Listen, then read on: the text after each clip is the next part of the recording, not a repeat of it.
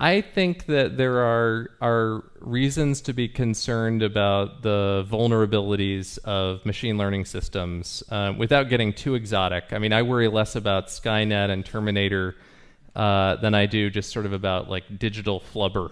Just machines that are programmed to do something and they're poorly specified because the programmers made errors or because the sensor data going into the system was errorful.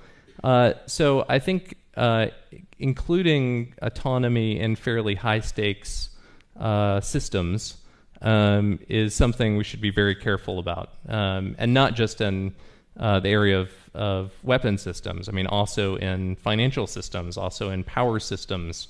I mean, we have examples of algorithmic traders run amok in our financial system. We have instances of power grids run amok due to automated forms of control. So we do, as I think, as a society, need to become a bit wiser about what are the vulnerabilities of these systems before we deploy them into networks that have high stakes. I think that the long-term, trajectory of these technologies offers enormous promise, right? I mean, benefits to healthcare and being able to do more accurate and earlier diagnosis of disease, benefits to accelerating the rate of scientific innovation by automatically generating hypotheses and testing them to see which have more explanatory power over data at volumes that human scientists may not be able to fully analyze. Improvements in material science and in biochemistry, in autonomous transport. All of this has enormous upside potential for humanity.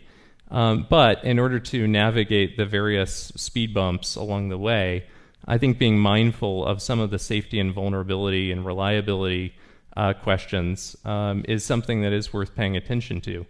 I mean, the thing that really actually kind of occupies a large part of where IARPA is investing in machine learning reliability is making sure that our systems are robust to human error, to intentional attack, so feeding misinformation to a machine learning classifier, a poisoning attack that tries to compromise the data that goes into a machine learning system, and then the various kinds of challenges in cybersecurity, where you have different forms of automation that are responding to cyber attacks. So we have a program called Cause, which automatically detects and even forecasts cyber attacks based on chatter and hacker forums, the market prices of malware that are traded on the black market, sort of patterns of help desk tickets across an enterprise when your computer's acting wonky. So looking at those kinds of trends, you want to be able to make the best possible judgment. But there is an arms race, and that the cyber actors will be trying to mistrain your classifiers by throwing a whole bunch of malware that has certain kinds of features so that your classifiers start to train on those features and then send a different kind of malware that really has the payload that doesn't have that feature. So it's an extraordinary kind of like machine deception arms race that we're in. And I think this convergence of policy, of cybersecurity, and machine learning computer science research will get very busy over the next decade.